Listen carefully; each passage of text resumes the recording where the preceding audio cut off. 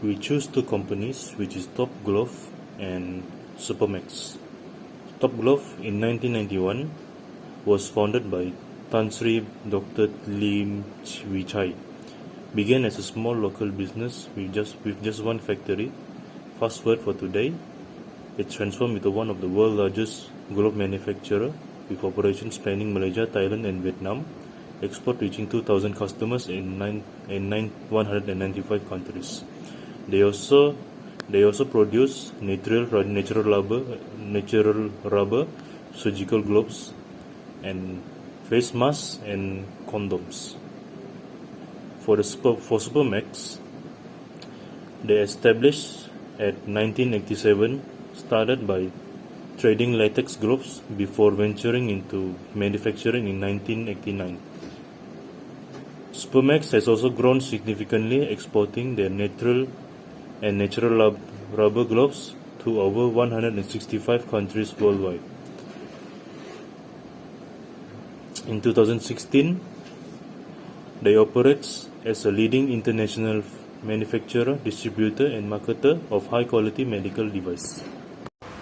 Okay, let's begin with liquidity ratios, which show a company's ability to meet short-term obligation. The current ratio for SuperMax is 1.52 times, which means it has enough current assets to cover its short-term liabilities. On the other hand, Top Glove recorded a very high ratio of 292 times, which might seem positive, but it actually indicates that the company is not efficiently using its current assets. Having too much idle assets can be wasteful. Next, the quick ratio. This removes inventory from equation to show true short-term liquidity. SuperMax again scored 1.52, while the Top Glove had 291.99 times both are liquid, but Top Glove figures as abnormal high, raising concerns about assets management. Now let's move on to profitability ratio, which measures how well the company generates profit. The net profit margin for SuperMax is an impressive 313% and Top Glove follow with 272%. This high number suggests strong profitability, possibly due to the low costs of one-off income. Then the gross profit margin for both companies is reported at 100%, which is usually high. This might be due to the missing cost data, so we should be careful when interpreting this. Looking at return on asset ROA, SuperMax scores 9.68%, showing it is efficient in using its asset to generate profit. Top Glove had only 0.1%, which indicates lower efficiency. Lastly, the return on capital employed (ROCE) is 10.22% for SuperMax and just 0.44% for Top Glove. This means SuperMax uses its capital more effectively to generate earnings. Okay, hello, my name is Eronila Jismadaun, and now I'm going to talk about efficiency ratio. So the first one is inventory turnover. So the formula is cost of goods sold divided by inventory. So the result is SuperMax by 2.90 times and Top Glove 0.01 times.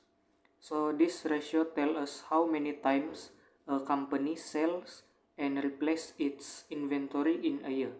So SuperMax sold and restock its inventory about 3 times per year, which is considered moderate. Meanwhile, Top Glove barely moved its inventory by 0.01 times, and this is extremely low and show that products were not selling well. So the conclusion is SuperMax managed its inventory more efficiently than Top Glove. Top Glove might be facing issue like too much stock, low sales, or supply chain problem. So moving on to the next one is average collection period or ACP. So the formula is account receivable divided by net sales times 360. So the result is SuperMax by 84 days and Top Glove by 51 days. So this tells us how long it takes a company to collect payment from customer. So SuperMax takes about 84 days to collect payment, around 3 months. And Top Glove collect payment faster, in just 51 days. So in conclusion, Top Glove has a better credit management system and is quicker in collecting money from customer compared to SuperMax. And the last one is total asset turnover. So the formula is net sales divided by total asset. So the result is SuperMax by 0.03 times. Meanwhile, Top Glove is 0.0015 times. This show how much revenue a company makes from its total asset. So SuperMax generate 3 cents for every 1 ringgit of asset. Meanwhile, Top Glove generate 0.0015 ringgit, which is very low. In conclusion, both company are not using their asset effectively, but SuperMax perform slightly better. So that's all from me. Thank you. My name is Chanri Junijini Santi, and today I'm going to be presenting my part for the video presentation, which is leverage ratio. So for the first one is debt ratio. The formula to get this is total liabilities divided by total assets and will be multiplied by 100. SuperMax has 5.14%, which is low dependence on debt financing and strong equity position.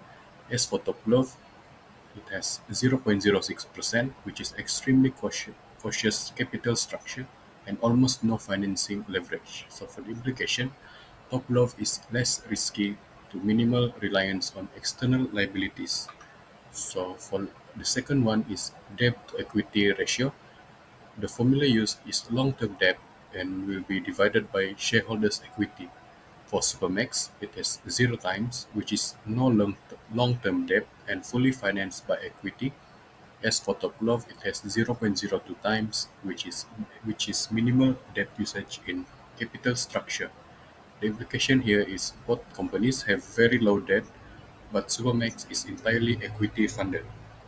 So for the last one is time interest earned, TIE. So to get this, the formula used is earnings before tax and interest, EBIT, and will be divided by interest.